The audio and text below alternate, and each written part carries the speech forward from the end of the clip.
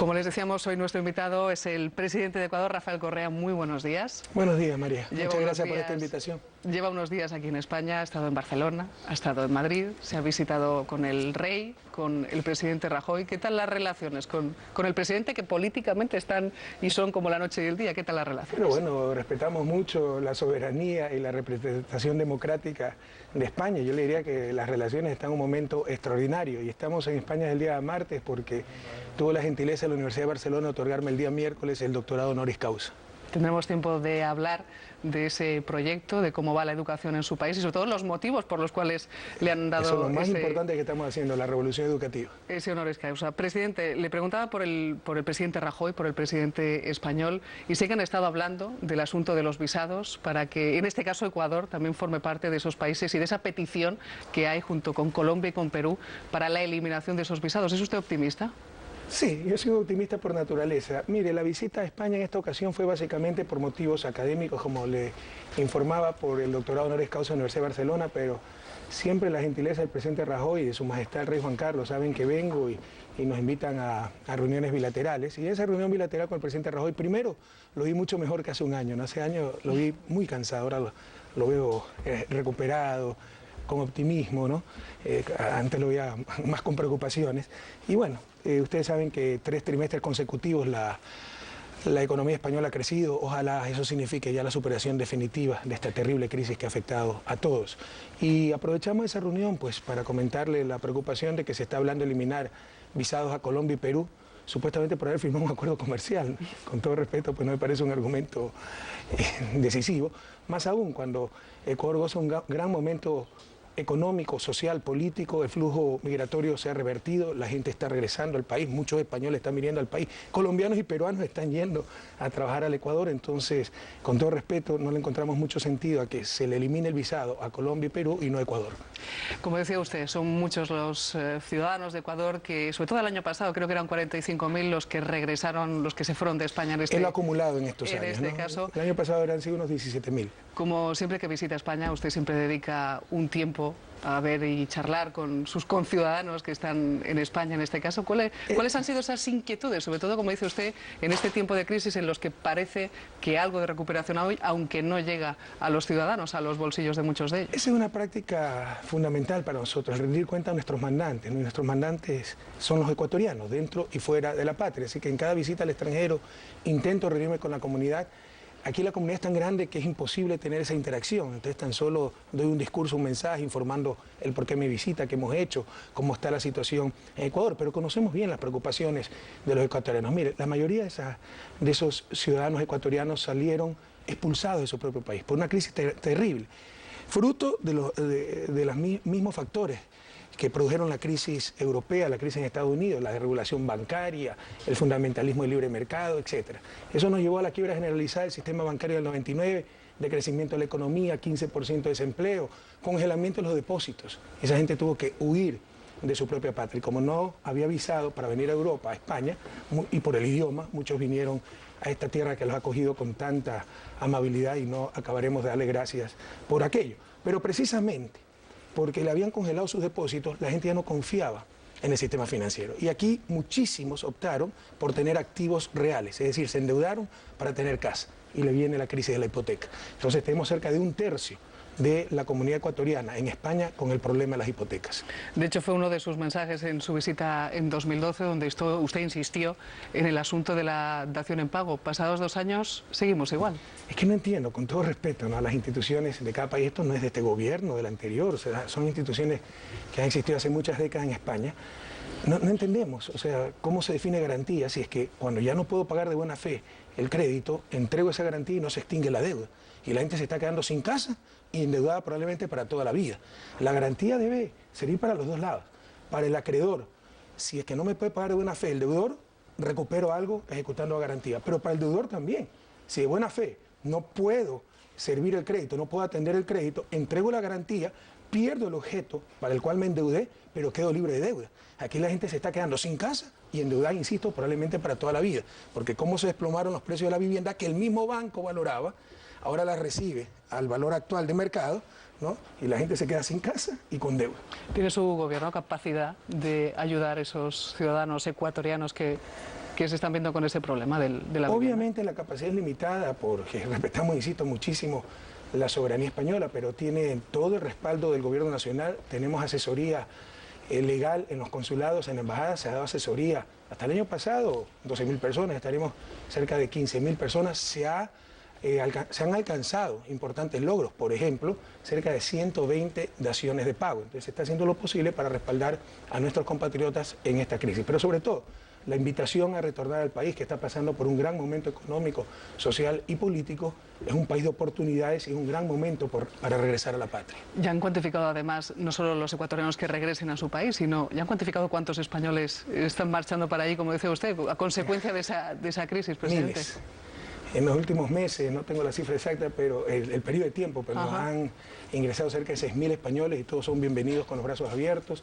Hay gente que se radica en Ecuador, profesionales muy capaces. Yo ponía de ejemplo en conversaciones informales aquí en España que el hospital que atiende mayor cantidad de pacientes es el Hospital del Sur de Guayaquil, la ciudad más grande, está dirigido por un español y lo está haciendo de forma extraordinaria. ¿Hay ofertas de empleo en este caso para Muchísimas. los españoles allí? Tenemos el programa Ecuador Vuelvo por Ti, que es repatriar mucha de la gente que nos salió. Y fíjese de la torpeza neoliberal, ¿no? Minimización del Estado, liberalizar todo, estar contra los subsidios. Y lo que hacían era dar los más grandes subsidios a los países de mayor desarrollo relativo que Ecuador.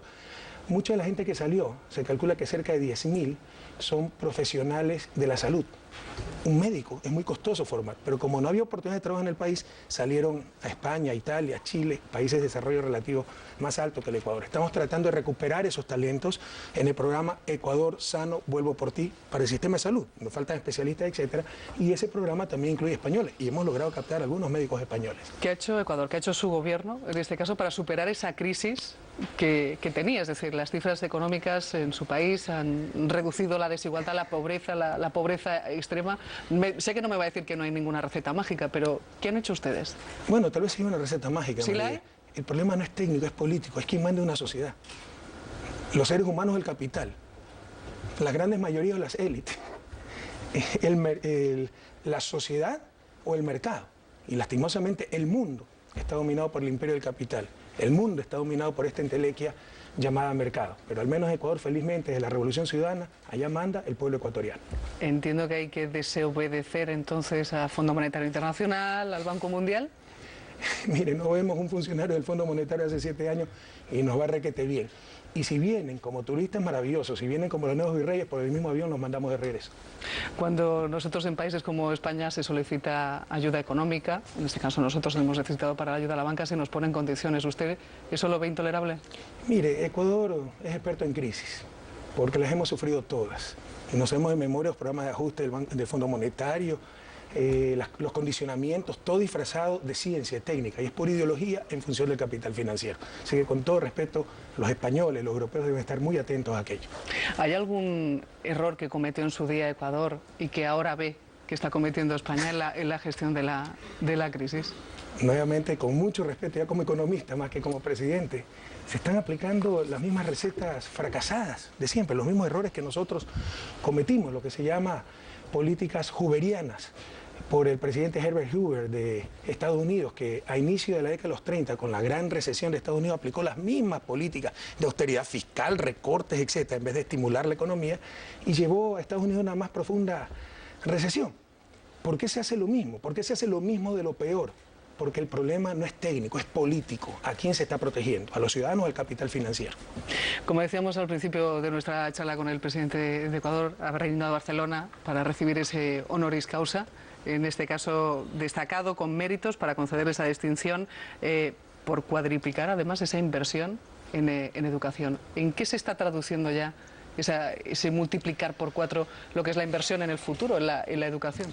Bueno, somos sembradores, ¿no? Ojalá podamos ser cosechadores, pero al menos dejarle a nuestros hijos, a los hijos de nuestros hijos, un futuro mejor. O sea, las transformaciones más rápidas en educación toman 15, 20 años, hasta que estos chicos que empezaron con los nuevos programas y entran al sistema educativo se gradúen, al menos eso, ¿no? Ahí tenemos 13, 14 años. Finlandia, pues, pasó de tener el peor sistema de educación europeo al mejor tal vez del mundo y le tomó eso unos 20 años. Nosotros tenemos que hacerlo más rápido y mejor, pero todavía estamos sembrando, pero ya se ven algunos frutos, ¿no?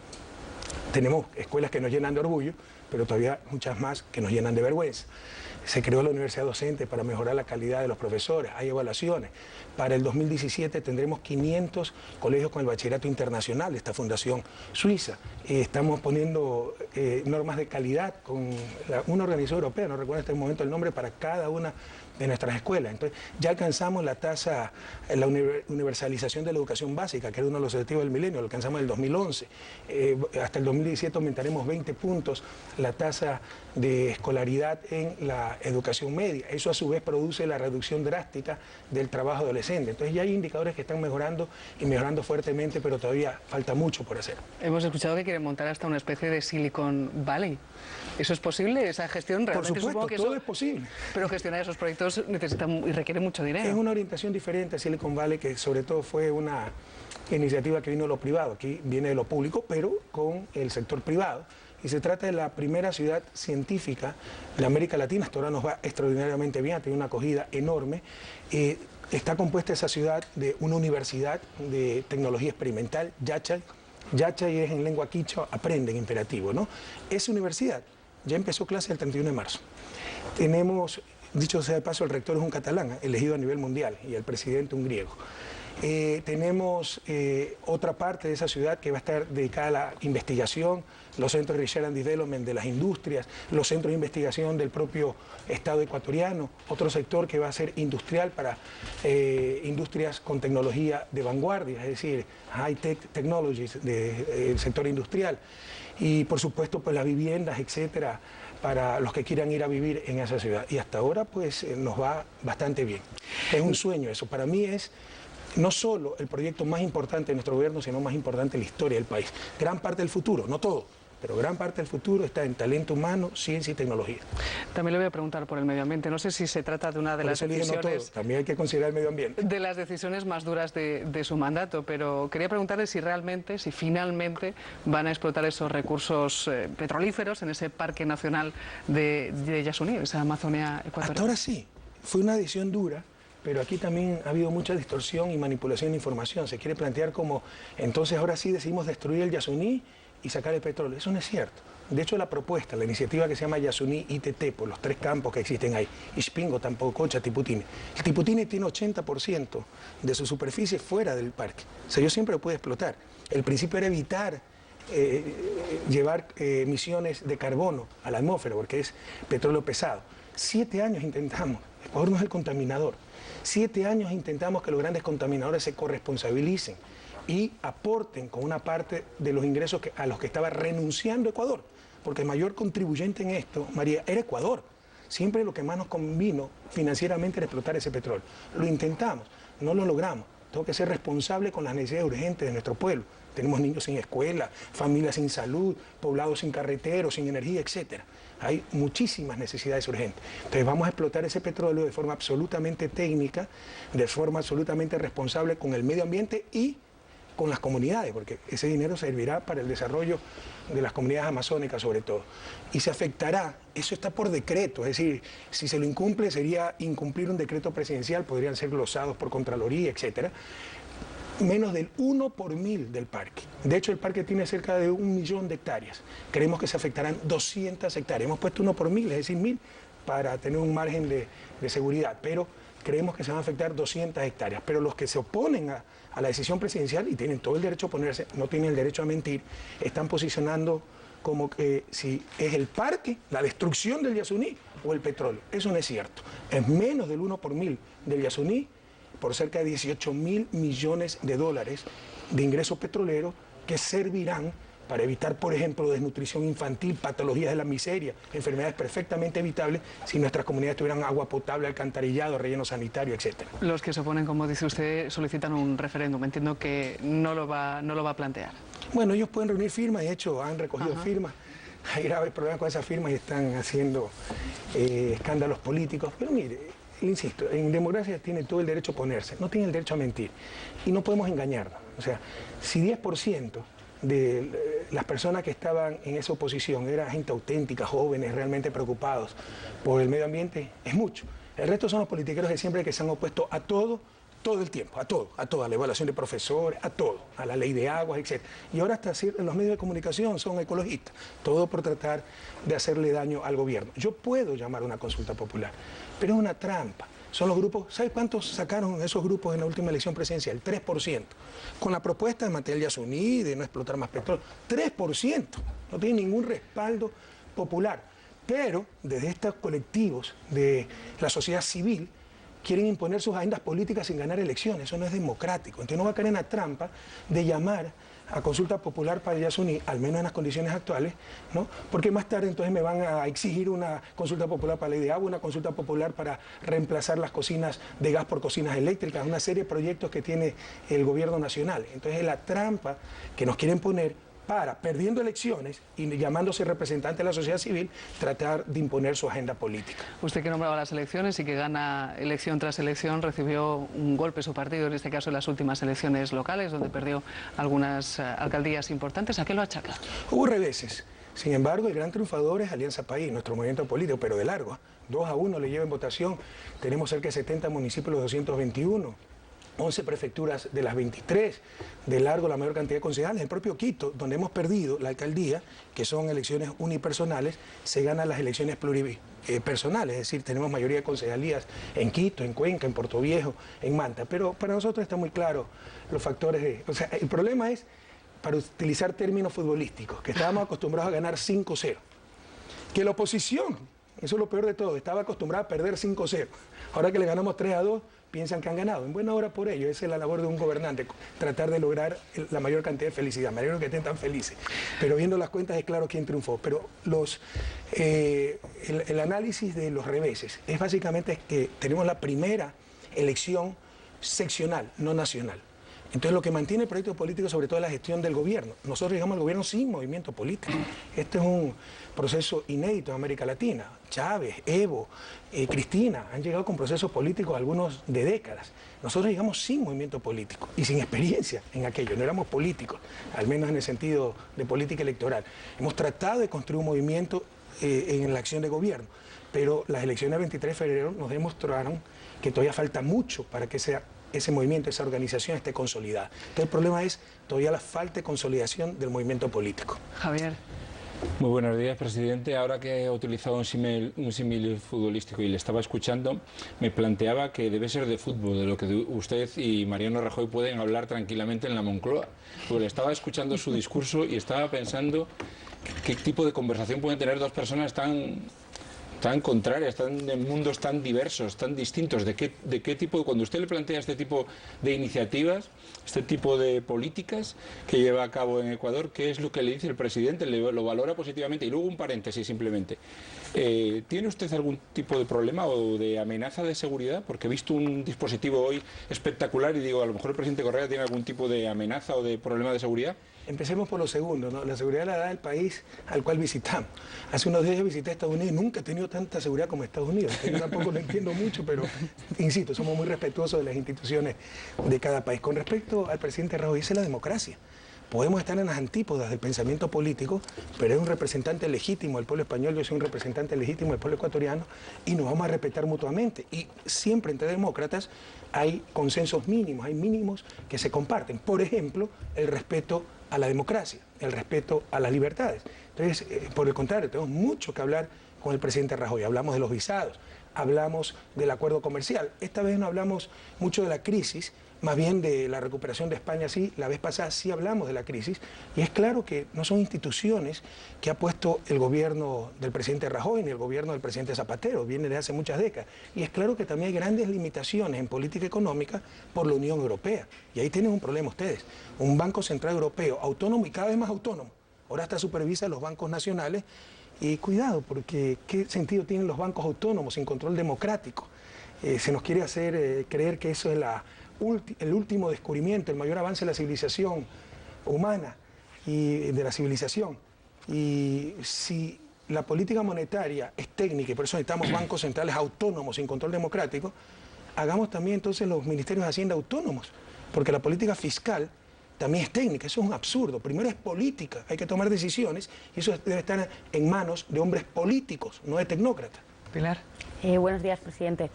Yo como economista le quería preguntar si teme que se dé eso que se ha llamado ya la burbuja en Latinoamérica, crecimientos de países como Brasil, que ante la recesión en Europa parece que iban a despegar y ahora se está viendo que quizá detrás haya una nueva crisis económica. Y luego, con respecto a las relaciones bilaterales, ¿qué puede ofrecer Ecuador a los empresarios españoles? ¿Qué garantías hay a la hora de ir a invertir en Ecuador? No, Pilar, yo también soy economista, pero a pesar de eso soy buena persona, ¿no? Entonces, usted también, seguramente. Sí. Pero tengo que empezar a pedir disculpas. Economista usted, yo no soy economista. Ah, usted no. Ah, le entendí que era economista. Porque yo sí empiezo pidiendo disculpas frente a todas las barbaridades que han hecho los economistas en nombre de la ciencia, cuando es ideología disfrazada de ciencia. En nombre de la técnica, cuando el problema es político. ¿Quién manda en una sociedad? ¿Qué puede ofrecer Ecuador?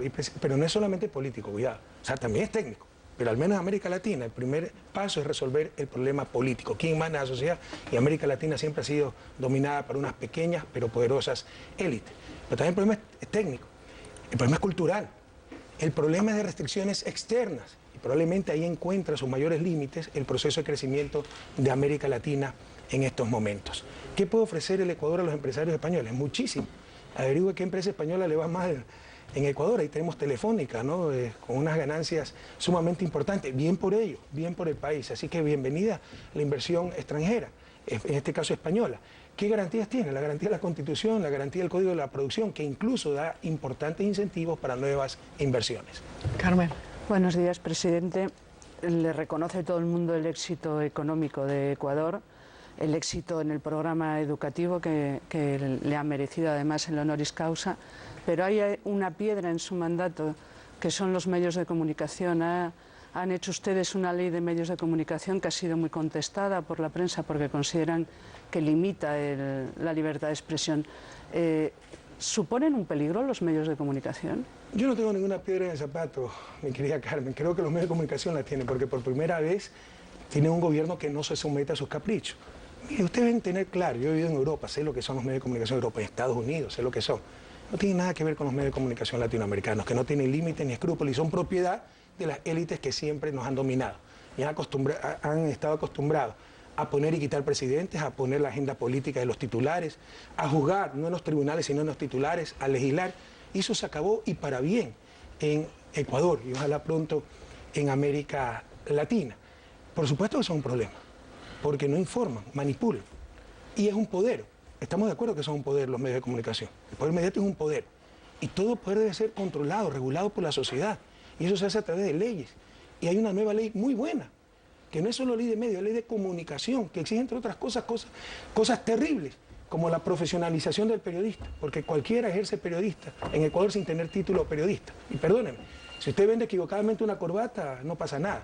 Pero si usted da una información equivocada, puede destruir una sociedad.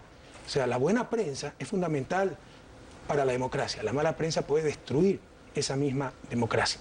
Entonces, todos apoyamos la libertad de prensa, la libertad de expresión, obviamente, pero precisamente para tener esa mejor prensa, esa mayor libertad de expresión, tenemos que basarnos en la verdad, tenemos que ser responsables de lo que decimos y todo eso incluye la ley de comunicación. Aprovechábamos el inicio de la conversación para hablar de sus compatriotas aquí. Llenaron el Palacio de Vista Alegre, pero no sé si de los muchos que se quedaron sin poder ir, por razones varias, ¿tiene algún mensaje para ellos, presidente? Siempre nuestro cariño, cada vez. Mire, sinceramente, mi querida María, de las experiencias más intensas que tengo como presidente es la reunión con los ecuatorianos extranjeros, sobre todo España, Italia, que es migración más reciente y por causas de la crisis. Ecuador no era un país con tradición emigratoria.